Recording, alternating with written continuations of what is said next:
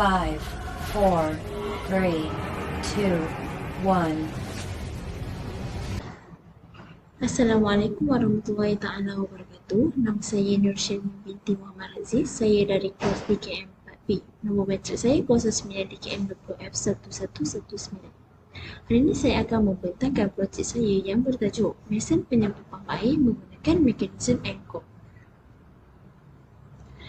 Ini ahli kumpulan kami dan supervisor. Supervisor kami bernama Encik Nur Iskandar bin Saleh, Adam Nasrullah bin Azhar, Nur Syirmin binti Muhammad Aziz, iaitu saya, Nur Eden bin Tamizan. Isi kandungan kami: abstrak, penyataan masalah, objektif, skop, kajian literasi, anggaran kos dan lukisan kejuruteraan. Abstrak kami.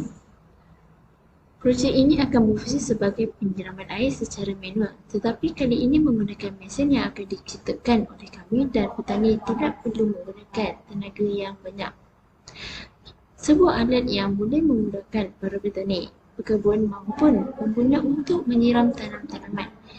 Ia juga sesuai digunakan di kawasan pertanian yang kecil atau ladang sayur-sayuran dan buah-buahan secara kecil-kecilan yang dipanggil sebagai domestik.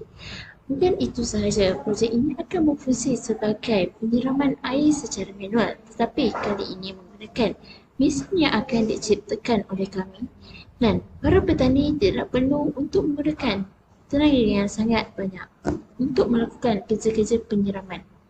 Lagipun, skop yang digunakan bukan sahaja untuk petani, malah ia sesuai untuk sesiapa sahaja yang minat dalam bidang penanaman dan tumbuh-tumbuhan.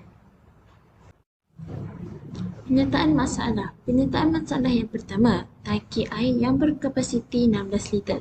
Rata-rata yang kita lihat, para petani selalunya menggunakan cecair penyembuh yang dipasang seperti beg galas. Penyembuh ini juga akan memakan masa yang paling banyak. Masalah yang paling ketara boleh didapati pada peralatan ini adalah boleh menyebabkan keletihan kepada seseorang manusia itu. Hal ini kerana beg penyembuh cecair ini penuh digalas pada bahu.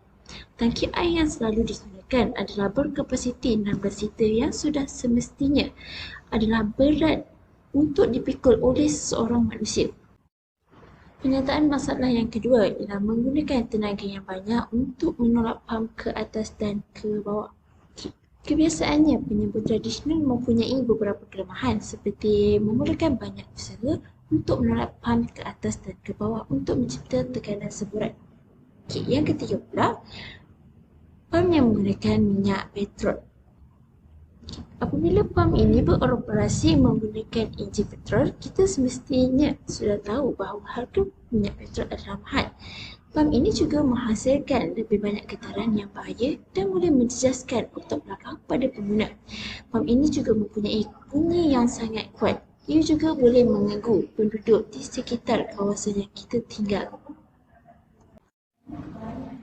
Objektif kami ialah untuk mereka bentuk mesin penyembuh cecair menggunakan aplikasi sliding crank mechanism untuk mengoperasi pam tekanan air ke kawasan kebun pertanian.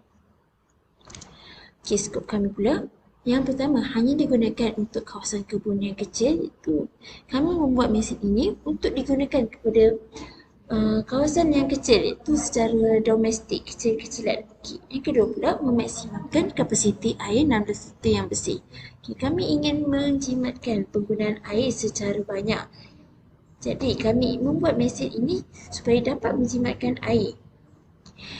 Yang ketiga, membangunkan penyembuh pam untuk kurangkan tenaga dan jimat masa.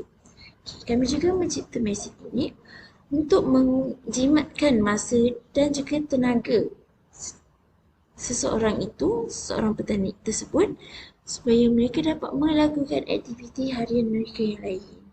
Assalamualaikum warahmatullahi wabarakatuh. Nama saya adalah Adam Nasrullah bin Azhar. Nombor pendaftaran 09 DKM 20F1066. Pada bahagian saya akan menerangkan sebuah literature review ataupun dalam bahasa Melayunya kita panggil kajian literasi. Seperti yang anda dapat lihat, ini adalah sebuah gambar mesin penyembuh. Untuk pengetahuan anda, Ini adalah mesin penyembur beroda pertama yang diciptakan dalam sejarah dunia ni. Yang nama modelnya ini adalah Hegi model 430. Kenapa nama dia Hegi? Sebab nama founder dia adalah Raymond W. Hegi. Ataupun Raymond W. Hegi ni telah menubuhkan satu syarikat yang berpangkalan di Amerika Syarikat, iaitu Hegi Manufacturing. Okey, yang seperti anda dapat lihat ni, ini adalah mesin penyembur beroda pertama dunia. Akan tetapi, mesin penyembur bergerak pertama dunia juga diciptakan oleh Hegi Manufacturing pada tahun 1947. Seterusnya, syarikat Hegi Manufacturing ni terus menghasilkan lebih banyak mesin yang bertujuan sama seiring dengan perkembangan teknologi dari semasa ke semasa. Okey, seterusnya, seperti yang kita dapat lihat, pam dan tangki ini adalah pam dan tangki moden yang sering kita dapat lihat orang memakainya di kawasan-kawasan pertanian, iaitu backpack sprayer. Okey, jadi pam dan tangki yang kami gunakan adalah seperti gambar ni. Pam dan tangki ini akan menjadi tunjang utama model kami. Okey, kapasiti yang boleh dimaksimumkan adalah 16 liter cecair boleh dimasukkan dan diperbuat daripada gentian plastik atau bahasa Inggerisnya plastik fiber. Kenapa kita guna tangki dan pam ni? Sebab ia ringan. Ia ringan dan harganya murah. Boleh mudah didapati di mana-mana saja. Penyembur cecair ini juga moden dan sering digunakan. Okey, berdasarkan apa yang kami kaji, terdapat pelbagai mesin penyembur yang lain telah wujud di dunia ini. Contohnya, ini adalah pemercik air atau kita panggil water sprinkler. Kebaikan dia tidak guna tenaga manusia dan jarak semburan dia lebih jauh. Sebab tu kita selalu jumpa benda ini dekat padang-padang sebab kawasan jarak semburan dia lebih jauh. Keburukannya pula adalah harga yang lebih mahal dan penyelenggaraan yang begitu rumit. Seterusnya, kita ada meter air digital. Okey, kebaikan meter air digital adalah dia akan menyiram pada masa yang ditentukan, iaitu kita sendiri akan menyelaraskan masa-masanya pada meter air digital. Dan ia tidak guna kuasa elektrik semestinya. Keburukannya adalah kos yang tinggi dan perlu selalu menukar bateri kerana meter digital ni menggunakan bateri AA. Jadi, bateri bila dipakai perlu selalu tukar, sekurang-kurangnya sebulan sekali. Dan terakhir adalah penyembur tekanan atau backpack sprayer. Kebaikan dia adalah mudah dibawa ke mana-mana dan harga yang murah. Keburukannya adalah pula sakit bahu bila dipakai dan kapasiti yang ni adalah terhad.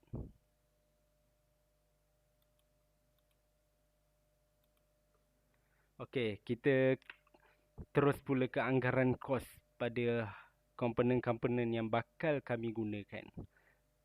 Okey, bahan-bahan yang kami gunakan adalah sebuah tangki air beserta pam iaitu 16 liter agriculture manual pump sprayer.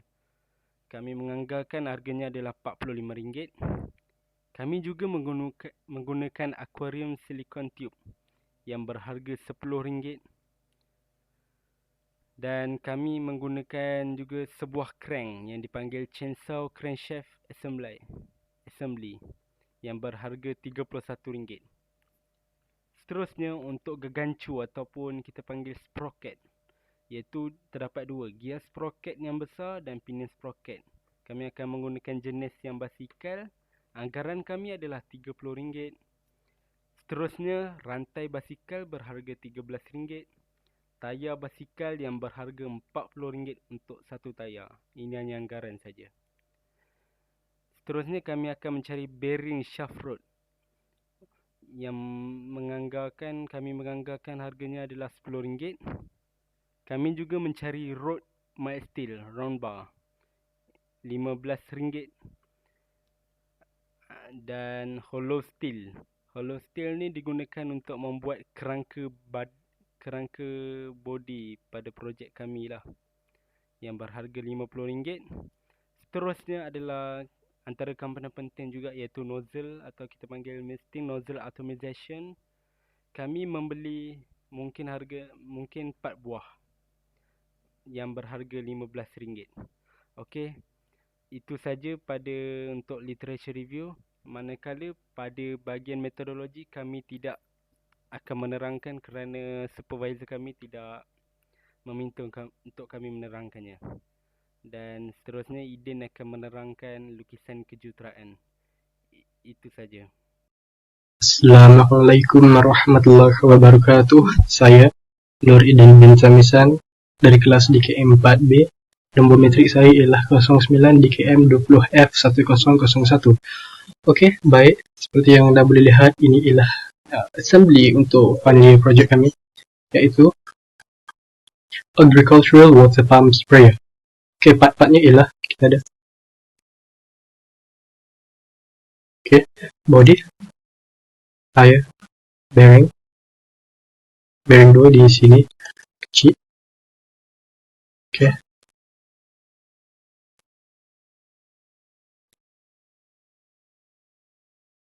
bearing 3 di sini, hadapan sebelah lagi satu.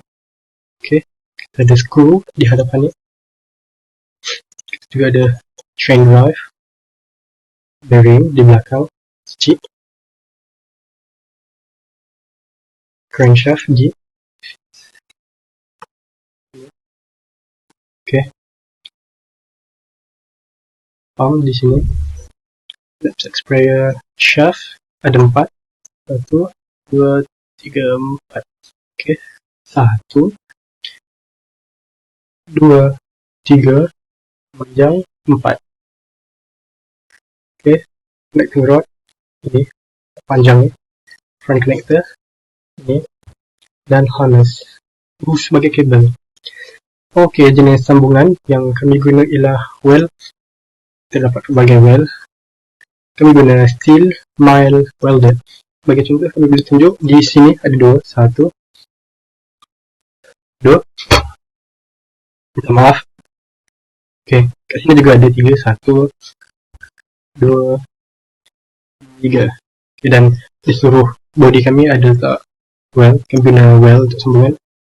Okey, jadi mesin kami berfungsi bila tolak, chain drive ni akan menggerakkan connecting rod dan akan pump air keluar kabel, dan air akan keluar di bawah front connector ni ada lubang. Jadi kita boleh kita boleh menyiram tumbuh-tumbuhan yang kecil. Okey, connecting rod ni ibarat macam tangan manusia sebenarnya. Kita mengepam kan, ibarat macam tangan manusia. Okey, saya boleh tunjuk bearing. Okey, drive bagi contoh, plate dia berjaya ayam pusing, bearing pusing, chain drive pusing, bearing kecil pusing, yang belakang juga pusing. Okey, anda boleh lihat proses pengepam tengah berlaku. Jadi air akan keluar dan akan keluar di lubang di bawah, seperti yang saya cakap. Connecting rod ni ibarat tangan manusia mengepam kan, secara manual. Okay, antara feature lain ialah adjustable front connector ni. Okay, ada 3 lubang. Jarak di antara satu lubang ialah 100 meter. Saya boleh tunjuk. Okay, tanggalkan skru. Front connector. Baik, saya letak 100. Okay, sekarang kita berada di yang kedua punya. Tinggi yang kedua. Okay, kita boleh masukkan balik skru. Spherical. Okay, linear kita letak kosong balik. Di skru dia akan masuk. Okay, kita yang kedua. Seperti yang anda boleh lihat, masih belum kena cecah tanah lagi. Okay, ketinggian yang terakhir ialah